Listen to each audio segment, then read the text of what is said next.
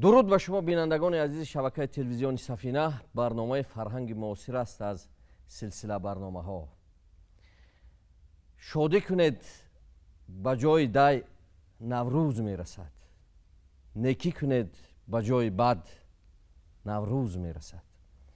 و واقعا یکی از کهن‌ترین جشن‌هایی که در تمدن انسانی ماندگار بوده است و انقریب تاریخی زیاده از 6000 ساله دارد، جشن نوروز است. و نوروز زمان است که همبستگی انسان و طبیعت و همه کائنات در یک محور و در یک برابری قرار می گیرند. و واقعا کم اندر کم است در تاریخ تمدن بشر ملت ها و دولت ها یکی چنین نوعی جشن ماندگار داشته باشند. موضوع امروز رو نام گذاشتیم نوروز و فرهنگ جهانی.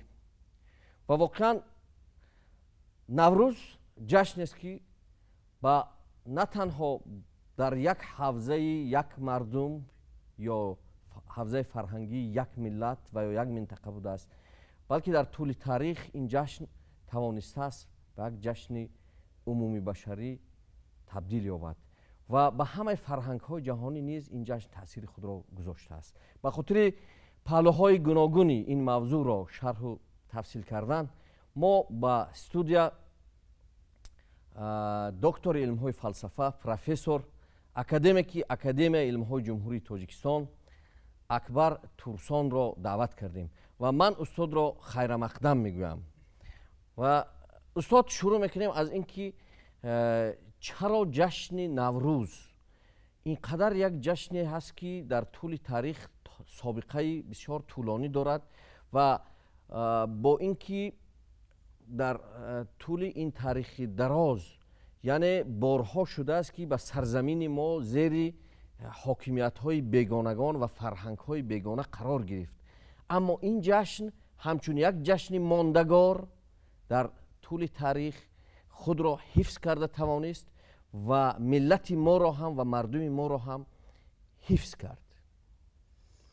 بله، این خودش یک پدیده تماما یک چیز در هیچ کجای تاریخ نظیر خود را ندارد. بله. در تاریخ یکان خلق، در تاریخ یکان فرهنگ و تمدن. و ما اینو به خاطر دیگرای زمان کوتاه کردن نمیگوییم، لیکن حقیقتی که همه میدانند. بله، یک حقیقت بی‌بحث. بی‌بحث. بنابراین گوییم اگر برای ما همچون حاملای این فرهنگ، میراثخوارای این فرهنگ و تمدن یک نوع باعث افتخار است. افتخار جایی بدی ندارد. افتخار بدی دارد اگر دیگران اشتباه کنید. بله. از دیگران خودتون مقابل گذارید به دیگر. من به یادم است که همین سال 2010 وقتی که سازمان ملل متحد یا تشکیلات دولت‌های متحد همین نوروز همچون روز بین المللی اعلام کردن جلسه داشت، در حاشیه همون ما با مشورت با وزیر حاضره خارجی ما یک با اشتراک شرقشناسای امریکا چه از جانب ایران و چه از جانب امریکا یک نوع در حاشیه نشسته و کردیم، یک نوع میزگیر.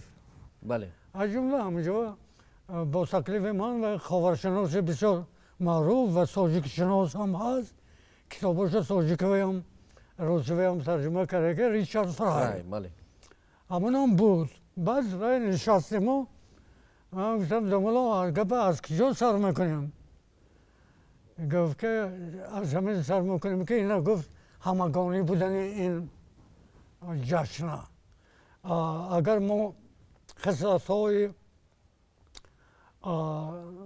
نوروز رو همچون جشن یک به یک دیده برایم، جای تعجب نیست که همه خصلتاش جهانی. بله. یعنی همگانی. این نوروز فقط عید یک قوم نیست، حتی عید یک مردم همزبار نیست، یعنی آریایی. بله. چون که اون چیزایی که این تلقین میکنند و در حاشیه‌اش وقتی جشنگیری به این اعتبار میدین، گفتم خاص یک قوم، خاص یک مردم نیست و ایدئال های همگانی دارد. من سر کنیم از خود تاریخ پیدایشش. بله. این هیچ جا نگفتم که مثلا من اگر نوروز خان نامه عمر خیام گرفت، این در تاریخ ما دومین کتابی که در حق نوروز نوشته شده است و اولینش رو حکیم سروینزی نوشته بود که 1250 سال پیش نوشته بود. نوروزنامه آغاز قرن 11. بنابراین همونجا میبینید که عمر خیام همین ویا وقتی نوروز رو تصویر میکند، اگر حامل این فرهنگ نباشند و اگر بیگانه ها باشد، شما نوروزنامه خوانید یک چیز به اعتبار میدید. گویا یک چند مسئله هایی که به نوروز دخل ندارد، چی قتل کردگی، چی کردگی. حتی مثلا نام های اسب به زبان فارسی خیلی فاصله دارد. طرز مثلا جشنگیری ها، اشتراک پادشاه، اشتراک موبدان و هکذا. از همه مهم همین که یک خصلت همگانی نوروز عبارت است که این جشن طبیعی، این هیچ کس به واسطه دکرت فرمان یا به مناسبت چیزی من ایدهای از قومی هستن که به مناسبت غلبه این قوم از برای یکون قومی دیگر یا از روز نجات یافتن این قوم از تسلط یکون قومی دیگر گذاشتند. انا ثانی همون روزا مثلا ایدهای جشنه هست که همون روزا همین قوما وقتی جشن گرفتن دشمنای خوسته شد، دشمنای تاریخی خوسته ساخته همین صد شب میکنن. گرد نشسته و هفت پشتش به لعنت میخونن. در این یگان عنصری در حق یگان خلق، در حق عادت یا تمدن دیگر خلق، زبان، سنت، هیچ گپ نیست. همگان رو برابر میکنن. بنابراین چی هم عمر خیام نویا چی میکند؟ کتابش درباره نوروزنامه نوشته که کتابش هم آخرش میگوید که در دنیا فرزندان 3 فرزند فریدون، همه ما از همین فرزندهای چه پیدا شدگی فریدون، یعنی و میگوید که این با مخصوص میگوید ترک و ایرانی و دیگرها همه ما از یک ریشه، از یک سخم، یعنی پیش از همه خصلت چه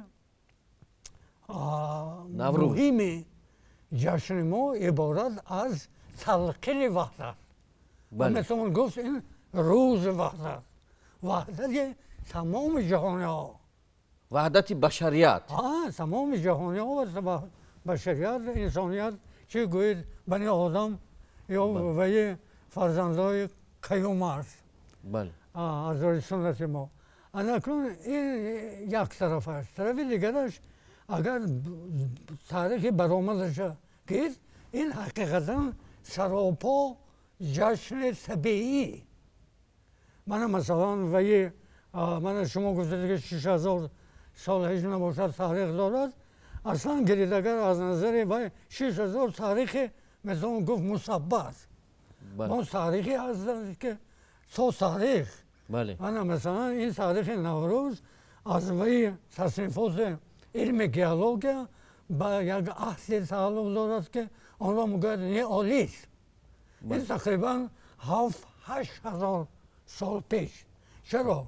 چون که همونجا این تمدن نئولیتی زاده چی است؟ نامش میگن تمدن زراعتی. و تمام بزرگ شده این تمدن و افکار و چیش وجودش با آفتاب وابسته. بنابراین همون دوره اولین تقویم خورشیدی پیدا شد. این وی جشن ما از تقویم خورشیدی منشأ میگیرد. بنابراین و این که باشد این همون وقت است که شدگی. اگر تقویم نباشد پیش تاویه تقویم های از روی حرکت ماه بود قمری. این خورشیدی. این خورشیدی از همون دو. بنابراین این همگانی از اینجا. اکنون خصلتاش گرید. خصلتاش مثلا عادتاش آیناش گرید. آینه از آتش افروزی گرفته تا آینه مثلا حضر فرستادن شکر فرستادن همش طبیعی. عادتهای اجتماعی. این به یگان دین همراه نیست. بله. بنابراین برای نقد زدن من سال 26 در شوروی نوروز رو منع کردم. به خاطر گفتن این و جشن اسلامی. لیکن یگان عادتش یگان سنتش دینی نیست. همینش مهم. برای من همه وضعیت دارد. بله. اگر فقط یگان دینی زرتشتی دینی اسلام میشد همه وضعیت نمیداشت. بله. بنابراین همون رایدهی در سازمان ملل نه اثبات کرد. نماینده همه دین ها آواز دادن. اکنون جهت ویش گرید اجتماعیش گرید اگر عادتهایی دارد که وی حاضره من همون گفت جهان شوی یا بهتر جهان سازی چون که وی جهان شوی گوید خود از خود معنی شدن این کردن ساختن جهانی سازی حاضر میکنند از بالا به اصطلاح گلوبالیزاسیون یا همگانی شد کردن این سیاست است. بنابراین در وی عصر جهانی سازی تمام قدرت معنوی همین هنوز چی دارد؟ حکومت دارد. این تکامل می‌یابد نه که از بین نمی‌رود. من یک مثال عادی میگیرم. مثلا در عرفیات و در وی چه آیین‌های چه نوروز هست که آمده بیشتر کتاب‌های از بیرونی خیام دیگرای بینیدم وقتی که سخن از نوروز می‌رود از روایت سر میکنن. نه برای اینکه این یک جزو روایت است بلکه تاریخش یک نوگش گم شد رفته که در قعر تاریخ بی روایت اینا هیچ روی آب آوردن ممکن نیست. یعنی استاد جشن است که هم سرچشمه اساطیری دارد و هم تاریخی. بله. یعنی ما قبل از تاریخ این جشن وجود داشت. برای همین هم جهت تاریخی هم جهت طبیعی دارد و حاضر من مثلا یک علم نو هست اینقدر هم نو نه یک 20 سال 25 سال شد علم اکولوژیا یعنی حمایه محیط زیست محیط طبیعی از حمله انسان چون که محیط رو ویران میکنه انسان همون بعد این اکولوژیا برآمد بعض علما منم از جمله پیشنهاد کردیم که درباره تمیز نگاه داشتن محیط اجتماعی معنوی هم باید کوشید. بنابراین اصطلاح اکولوژی فرهنگ به وجود آمد. اکولوژی فرهنگ مثلا من همین وایبه هست میتوان چرا بیرونی رو سردفتر اکولوژی فرهنگ گفت چون که ما گفت که همین در حتی محیط علمی علما درونش را از وی خصومت و بخیلی و بخل و این چیزا آزاد نکرده است. ما یک دیگر رو بخیلی میکنیم ما یک دیگر به چه خلال میرسانیم این از بالغ نبودن فرهنگ داخلی ما هم نیاز داریم که این فرهنگ تکمیل دیم.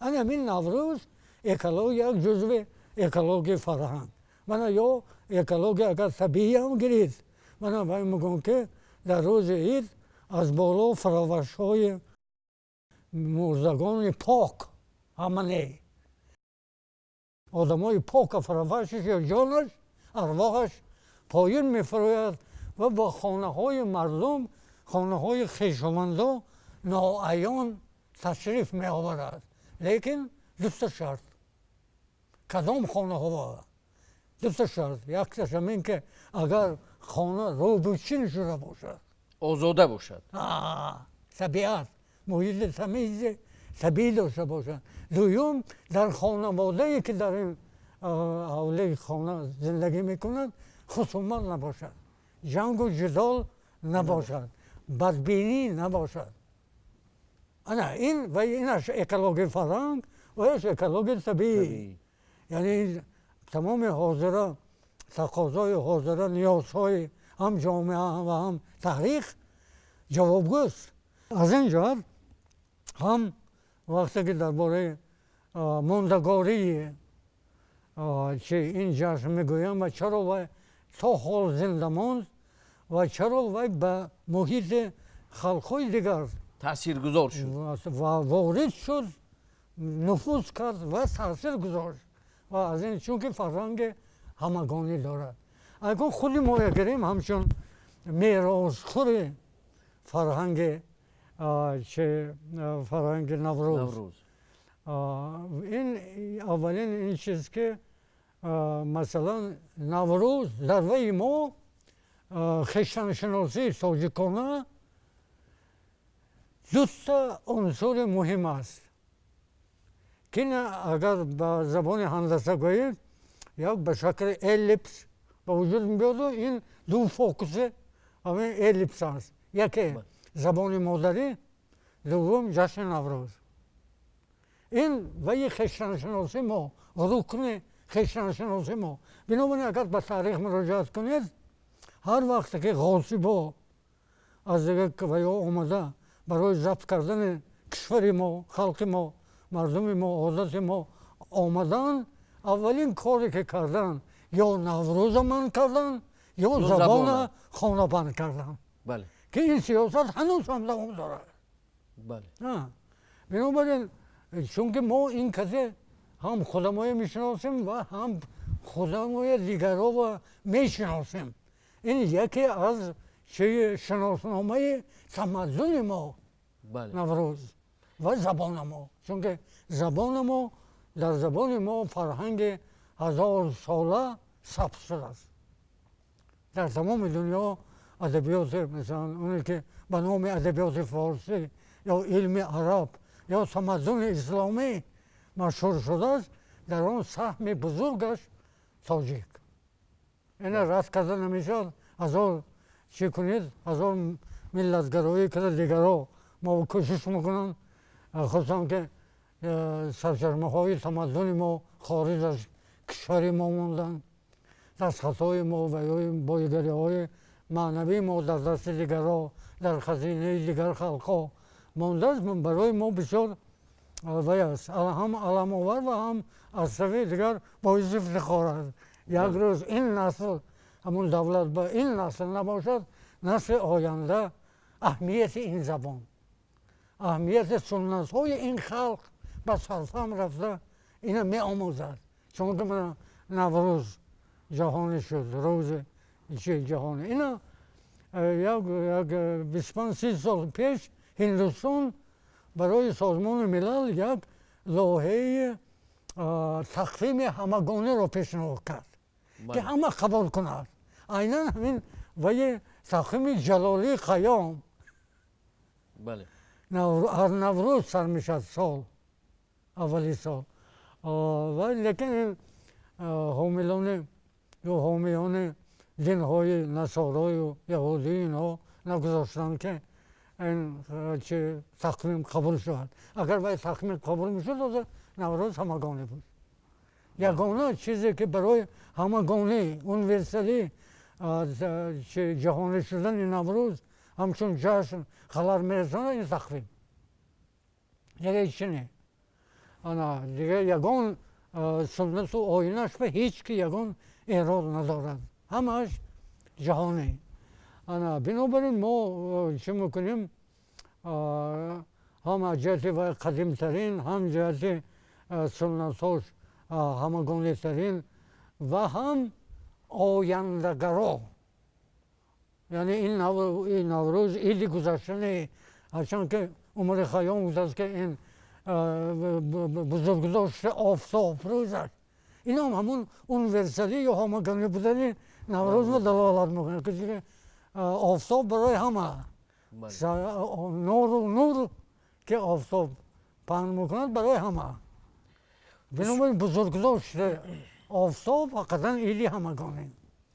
استاد در برابری همین یعنی آفتاب که ما یک رمز نوروز می‌حسابیم، باز کدام چیزها را ما میتونیم که همچون رمز به حیث یک سیمبل، به حیث یک مجسمه نوروز؟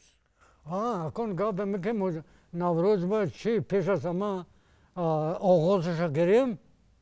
آغازش این با آفتاب و آسمان کیهان وابسته. مثلا اعتدال بهاری میگن، اعتدال همین یعنی که با معتدل میبیاد.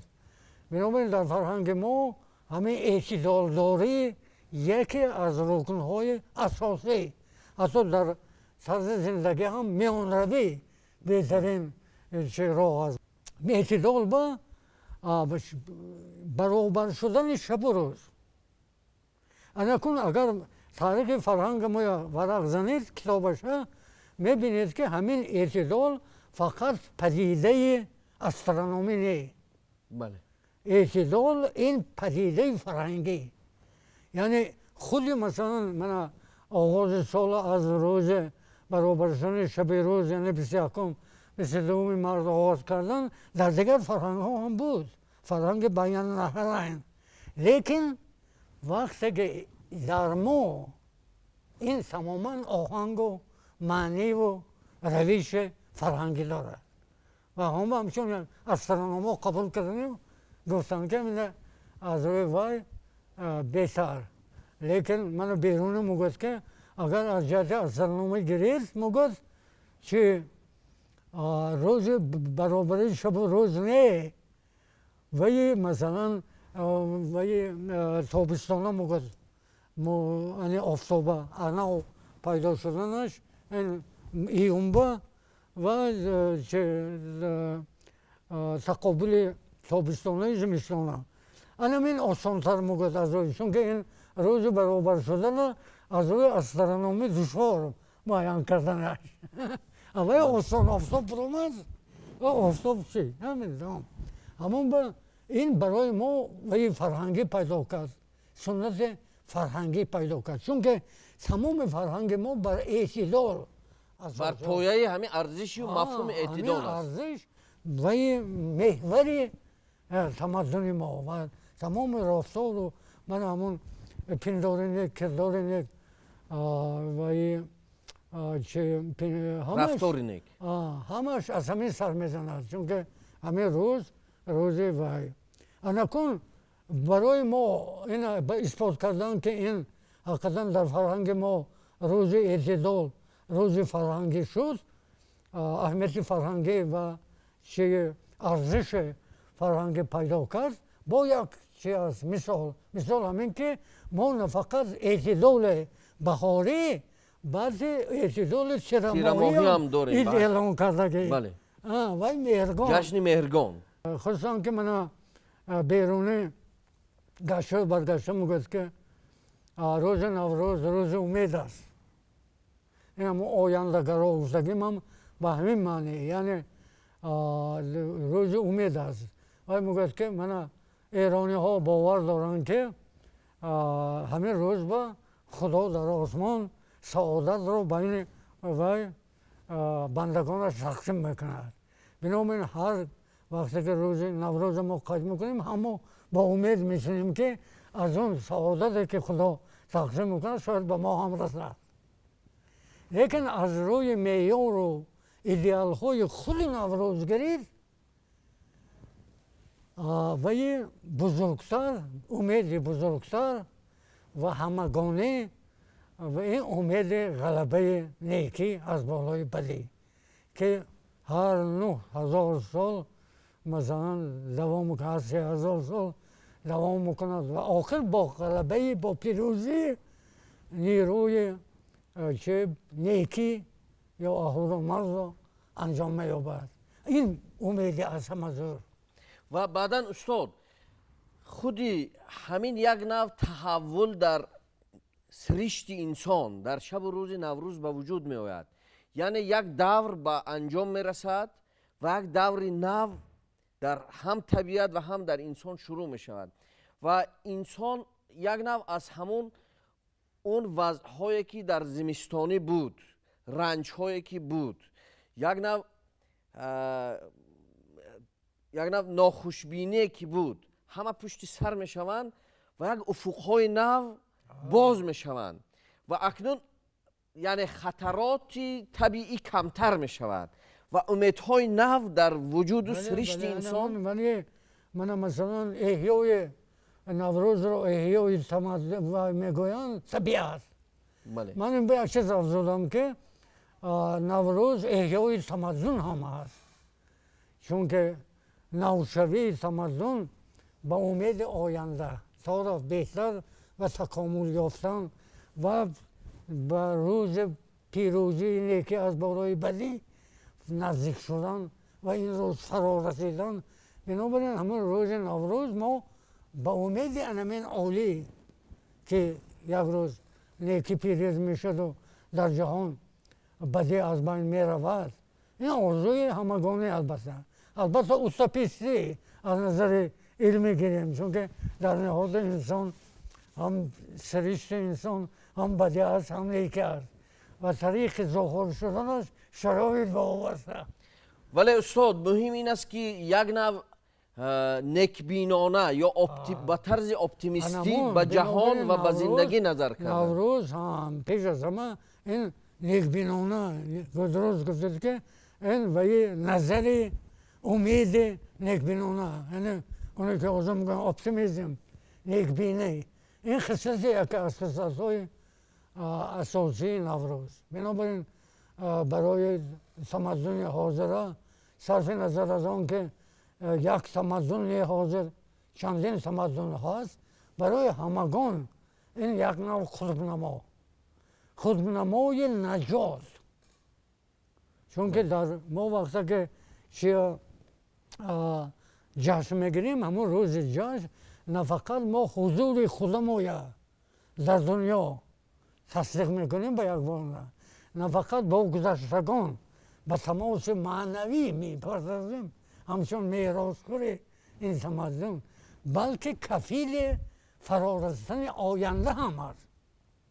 نیکبینانه، جهان نیکبین، عید نیکبینی و بنای همین این اهمیت بزرگ جهانی و تاریخی و جز اجتماعی.